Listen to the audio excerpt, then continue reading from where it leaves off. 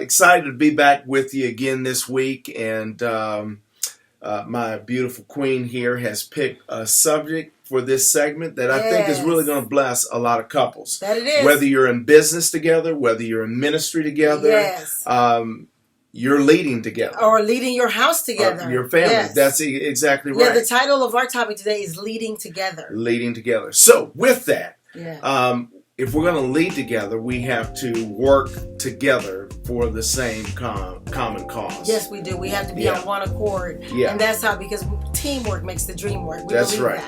So I think the first thing that we need to understand as couples leading together, again, whether it's your family, whether it's your business, whether it's your ministry, is that there has to be an established vision. Yes. That gives a forecast for your future, right? That's right. Yeah. So having a vision for your business, having a vision for your home, for your ministry, for your children, for your retirement, is key. Yes. And I mean, even with your children, I mean, you have to come together to say, okay, we agree that this is our vision for our children, how we're going to raise our children. Yes. We're going to discuss the things that we agree with, that we disagree with, because oftentimes you come from two different backgrounds, doing things two different ways. Yes. And so you really have to work those things out so you can cast a proper vision for your children, and then even your financial future, as you say, when we talk about retirement, which oftentimes couples don't talk about. Your will, how you want things to go, if you should leave here unexpectedly. And interesting, most people don't realize it, but people in ministry, not unless you have a really successful ministry, are doing so much sacrifice that they sacrifice themselves and not realize the importance of their financial future and planning. Although we know there's no retirement in the kingdom, but still for that day and time. So, you got to conclude together how you're going to do things, how you want things to go. In the future. And the other thing that we need to understand as couples leading together is what?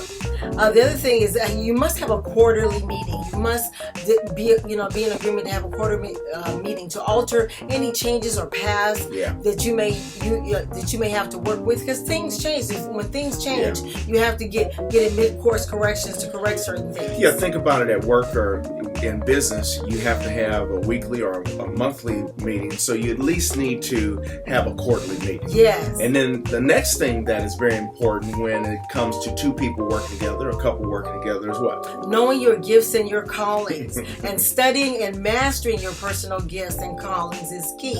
Know what you're called to do and what your partner's called to do. And know what you're not called to do. Know what you're not called to do, because you're not your partner and your partner's not you. Right. That's right.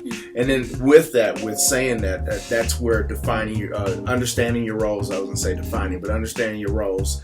And then once you understand your roles, I guess we could say define those roles, then it's important that we honor the office and the role that each other gift you're called in the office that you're called to do, in the area that you're called to do.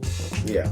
So the next thing I think that's important, again, in leading together is to establish your strengths and weaknesses. There are things that she's strong at that I'm not strong at. Yes. And so I don't try to pretend to be strong in those areas. Yes.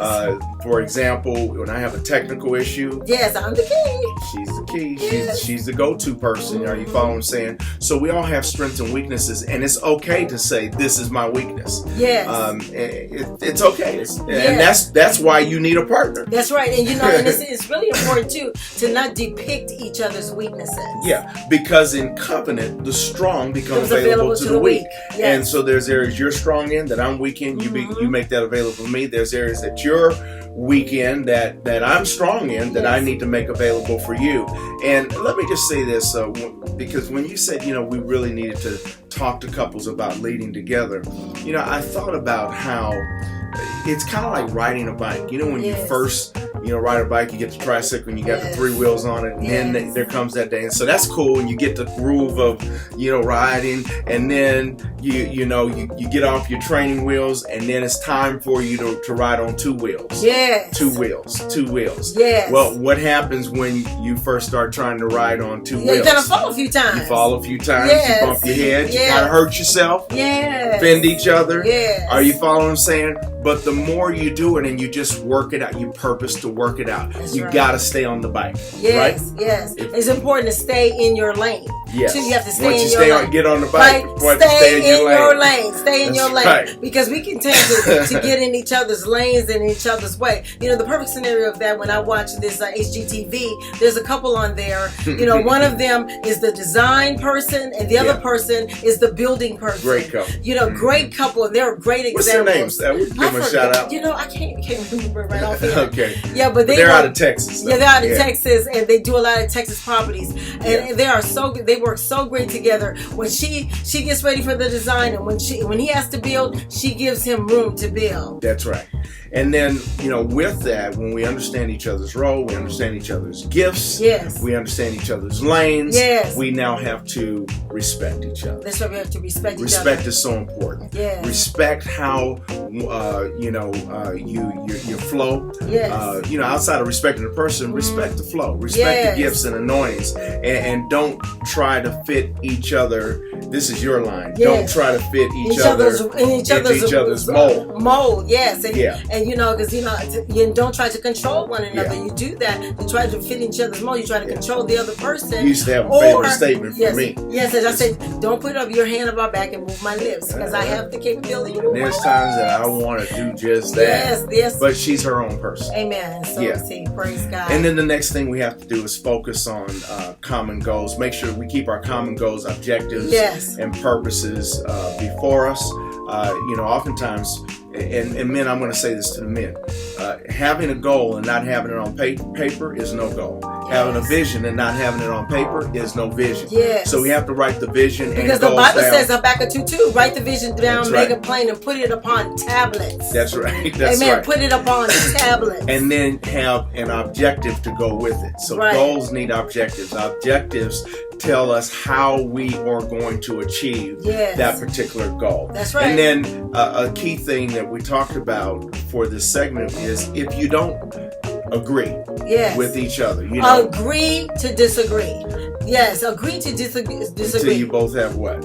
Until you both have peace. Because you know, when one is real animated about something and the other one person wants to move, you know, if you don't agree with one another, you know, agree to disagree until you and go somewhere and pray and come back together, table it and come back together and talk it through until you're both on one accord and both of you have peace to move forward. And let me say this, men, for those of us that are alpha males, get out of this head thing of I'm the man.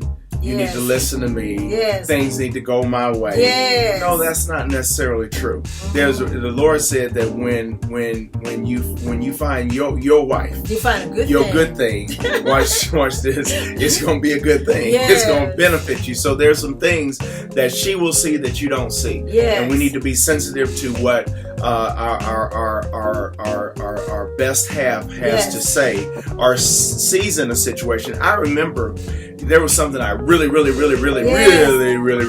to do and partner with some guys on doing, and she was in disagreement. And I was like, "You getting ready to mess everything up?" And I need to do this. We're missing a great opportunity. Man, 1 year later, them dudes was in a serious financial lawsuit. situation. It was a crazy thing. But I went back. I thank God that I listened to it. I was like, "Woo!" Thank God we didn't move. I was hot. Thank God we didn't move when we didn't disagree. We disagreed. Thank God I didn't move because I kind of have a unique personality where if I really feel strongly about something, I'll move forward. But I just kind of learned to listen to my wife because again, she can see some things, and vice versa, which I think comes to our last point for this segment. Yes. And that is your financial status does not make you the boss. It does not make you boss because of your financial status. Yeah. Because there's men that make the money and they feel like they have to control everything and just control the wife and control it. But in today's time, in this there's season, women controlling things because they have the purse strings, and that is not God. That is not God. That is not God. And so, ladies, even if you are making more money, that does not make you the boss of him. You are not boss. You are not the boss of me. I know. So anyway, but again, you're learning to lead together. You're learning to run things together. And of course, we know that in some cases, in some situations, based on what it is, you have to, trust the God in your spouse to move forward. But with that's it. Bye.